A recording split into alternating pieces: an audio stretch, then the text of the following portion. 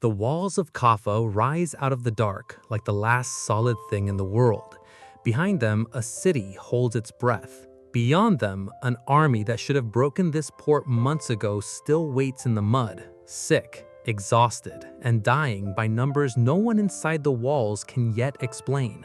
Somewhere in the harbor, ropes are being coiled and sails checked, because soon, ships will leave this place and sail west, toward Constantinople, toward Sicily, toward a Europe that has no idea what is coming. What if the greatest danger outside these walls was never the army at all?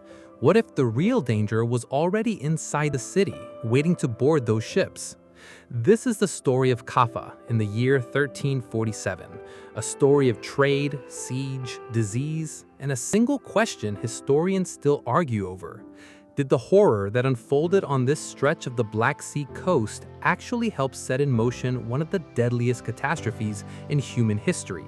To understand what happened at Kaffa, you first have to understand why this city existed at all. Kaffa, on the Crimean Peninsula, was not a fortress built for war. It was built for money. Genoese merchants had carved out this port on the northern shore of the Black Sea because it sat at the mouth of one of the richest trading corridors in the medieval world, a route that pulled silk, spices, slaves, grain, and furs out of the heart of Asia and pushed them west toward the Mediterranean. Kaffa was loud, multicultural, and wealthy. Its harbor was crowded with ships flying the flags of Genoa, and its streets held merchants, sailors, translators, and traders from dozens of different peoples, all held together by the simple, powerful logic of commerce. For the Genoese, Kaffa was not a colony in the way a soldier might imagine one. It was a node in a network, one link in a chain of ports that stretched, ultimately, all the way back to their home city on the Ligurian coast of Italy. But a city built for trade still needs walls, and by the 1340s, those walls mattered more than ever. Kaffa existed at the edge of the territory controlled by the Golden Horde, the Mongol successor state that dominated the steppe stretching from the Black Sea to Central Asia. Relations between the Genoese traders and the Mongol rulers who technically held authority over this land had never been simple. Trade brought wealth to both sides, but wealth bred resentment, and resentment bred conflict. By 1343, tensions between the Genoese merchants and the forces of the Golden Horde under the Khan Jani Beg had broken into open hostility. According to surviving accounts, a dispute in a nearby town escalated into violence against Italian merchants, and Jani Beg's forces began moving against Genoese trading positions along the coast. Kaffa, the wealthiest and most heavily fortified of these positions, became the target of a prolonged siege. Imagine what it meant to be trapped behind those walls during those years. The siege of Kaffa was not a single dramatic battle. It was a slow, grinding pressure. An army camped outside, cutting off overland trade, while the city's defenders relied on the sea itself to stay alive, since Genoese ships could still slip in and out of the harbor when the Mongol forces could not contest the water. Inside the walls, life narrowed to the rhythms of siege, watching the horizon, rationing food, praying the harbor stayed open, and waiting for a resolution that never seemed to come. Outside the walls, the besieging army faced its own brutal reality: exposure, supply difficulties, and the simple exhaustion of a siege that dragged on far longer than anyone had planned. And then, according to the record that survives from this moment, something began to change in the camp outside the walls. Soldiers began falling sick. Not wounded, sick, in a way that spread faster and killed faster than anything the defenders or the besiegers had seen before. Bodies began to accumulate faster than they could be dealt with. The army that had come to break Kaffa's walls was, according to the source, being broken by something it could not fight with siege engines or swords. The enemy outside the walls was no longer simply an army. It had become something far less predictable and far more terrifying. This is where we have to be honest about what we actually know and what remains genuinely uncertain. The plague that struck the Golden Horde's forces outside Kaffa was part of a much larger pattern of disease already moving through the wider region around the Black Sea and Central Asia in the 1440s. Historians generally agree that plague, almost certainly the same pathogen responsible for the Black Death that would devastate Europe, was already spreading along trade and military routes well before it reached Kaffa specifically. The siege did not create the plague. The plague was already part of the world Kaffa existed in.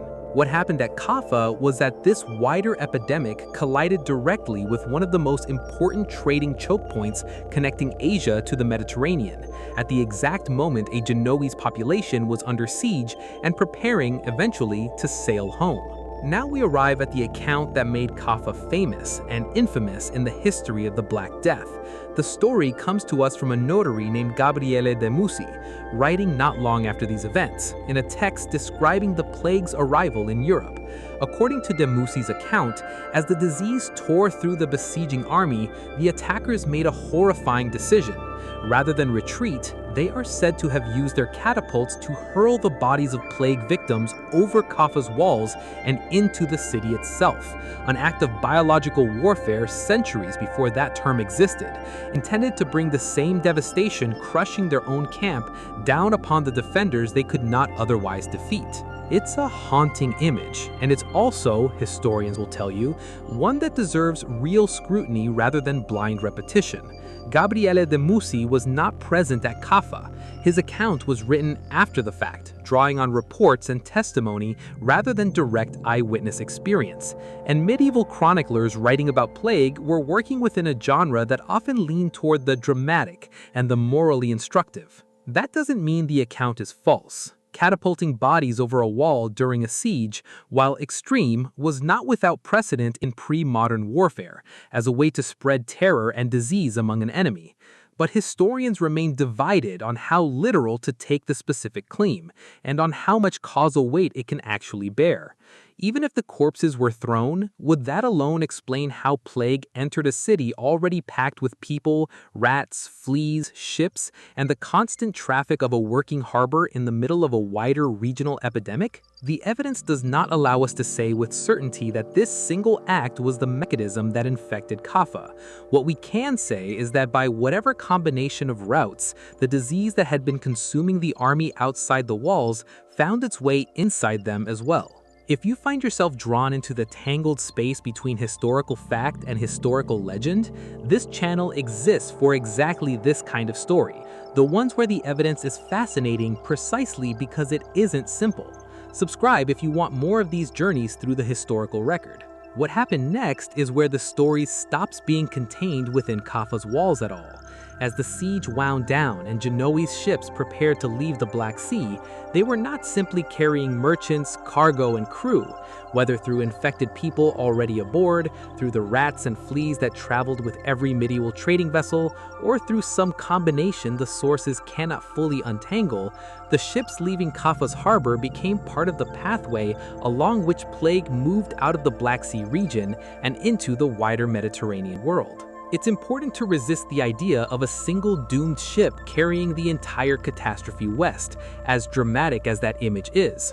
What left Kaffa was not one vessel, but a network already in motion. Ships bound for Constantinople, for the Aegean, for Sicily, all part of the same Genoese trading system that had made this port valuable in the first place. The very interconnection that had built Kaffa's wealth now became the mechanism of its darkest legacy.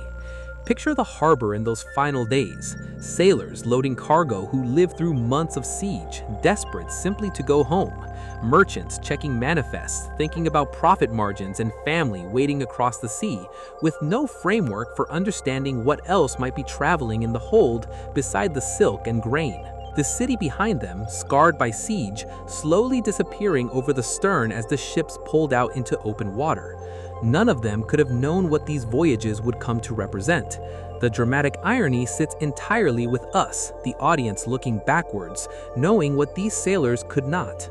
By the autumn of 1347, plague-bearing ships were documented arriving at Mediterranean ports, including in Sicily, where accounts describe crews arriving desperately ill, if not already dead, and disease beginning to spread almost immediately among those who came into contact with the vessels. From there, the pattern that would define the next several years took hold, plague moving from port to port, from city to countryside, following the same trade arteries that had made places like Kaffa wealthy in the first place. This was not a single line running from one city to the rest of a continent. It was a web activated at multiple points, of which Kaffa was one of the most historically documented origins. It would be a mistake to let this story collapse into a simple moral tale about greed or trade being punished.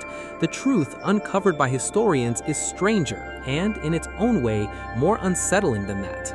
Medieval Europe and Asia were already bound together by an extraordinary web of commerce, movement, and exchange, long before anyone understood what a pathogen was or how disease actually traveled. Kaffa did not create that interconnected world. It was simply one of its most important junctions, at the precise moment that junction intersected with a rapidly spreading epidemic. The people who lived through the siege, who watched the army outside sicken and die, who may or may not have witnessed corpses thrown over their own walls, could not have understood the machinery they were caught inside. They were not villains or fools. They were people trying to survive a war in a world that had unknowingly built the perfect roads for a disease to travel.